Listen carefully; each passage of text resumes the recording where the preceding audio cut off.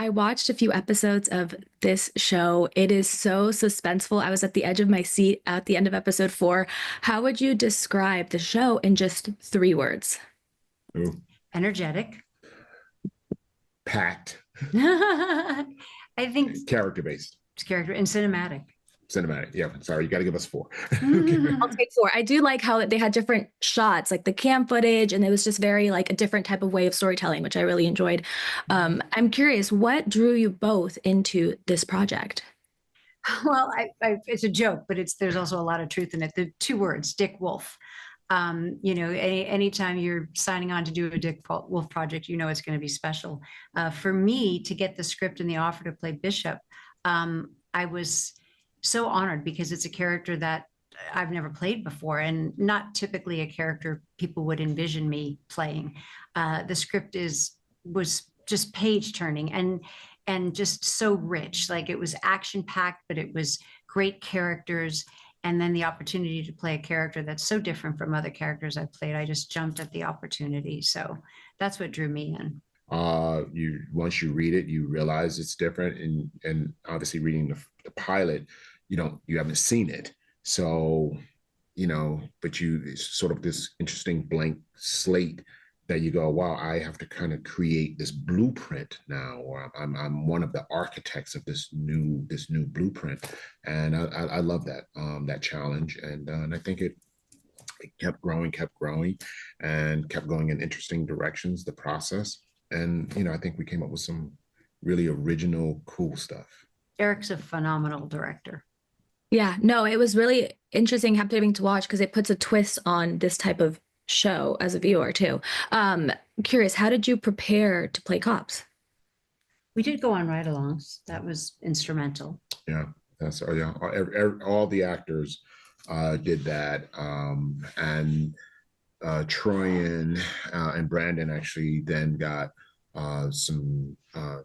They spent time with cops being trained how to hold the weapon, how to enter, how to to keep it realistic. We want police to look at this and go, yes, that I believe this person as a cop.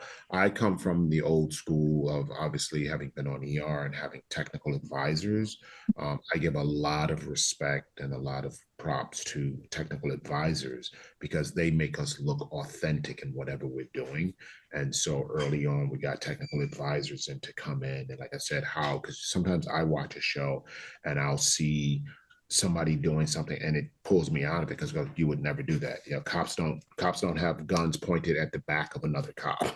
There's just different ways, but if they don't have that training, it's unrealistic. So we were fortunate enough and smart enough to bring in technical advisors, so they had that type of training, and then and they were always on set with us. Always on set. Yeah. How long was the prep for it? Like, how long did each actor kind of have to be shadowing a cop and to prepare for this? I'm sure that also physical training was important because they were put in really tough situations at some points.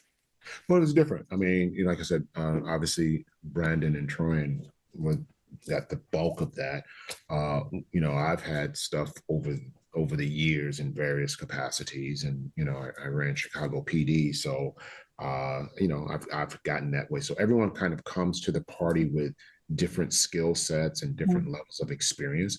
Based on that, you go, hey, I need more of this. I need this. But the ride along was kind of an unspoken mandatory thing, and it wasn't we forced. Everyone wanted to do it, you know what I mean, but it was really important because of one reason, which is just as we had the opportunity to be sort of a fly on the wall and hanging with police for the day and on a shift, we want the audience to feel that. So that's why that was sort of this, like I said, unspoken mandatory thing, because that's the purpose of the show. And I think the way that they set it up to film the show, as an audience member, you feel like you are in that squad car with those police, when you're watching the show. I think that's why it keeps you on the edge of your seat. It's not like you're sitting back on your couch watching, you feel like you're right there.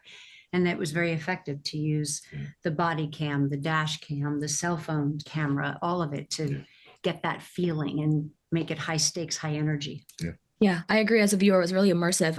Lori, was there anything during prep that surprised you, or anything when you were playing this character that surprised you about just the world you were now stepping into? It was a different role for me. So I, at first, was a little apprehensive and didn't necessarily have, I think, the confidence in my ability to play the role. And Eriq really, really was my confidence and built up my confidence and helped me really build the character of Bishop. And, you know, I would, first day, first scene, I was a little bit timid and he was like, all right, we're going to push you a little bit more. And then I kind of hit the right note and he'd be like, that's it, now we're going to go a little further. And but he really instilled confidence in me, and was such a great cheerleader that it just pushed me to lean into my strength and be unapologetic in my performance. Yeah, and it is something different. We haven't seen you take on a role like this before. She has a sailor's mouth. She's really tough. Yeah, she does have a sailor's mouth. She is a tough cookie. Yeah. Was there a specific part that you loved about playing her specifically? Yeah, the sailor's The mouth F-bombs, was really F-bombs, exciting. Yeah, Aunt Becky was not saying the F word. Potty mouth was No. fantastic. Yeah. Obviously police officers are a really close-knit community. They have each other's backs. And Lori, you and your Full House family are a super close-knit community. Of course, we're sending our wishes to Dave on his right after he revealed he has cancer. How are you supporting him throughout this time?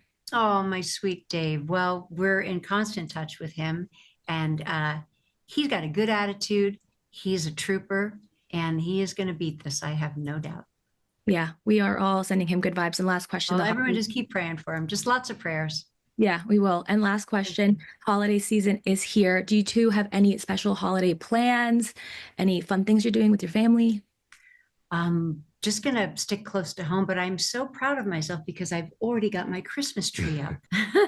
Are you after Thanksgiving it's up, or do you wait I until put a tree up before Thanksgiving. Wow. I was really ahead of the game this year. I Wow. was feeling the need for Christmas. Wow. Me too. How about you?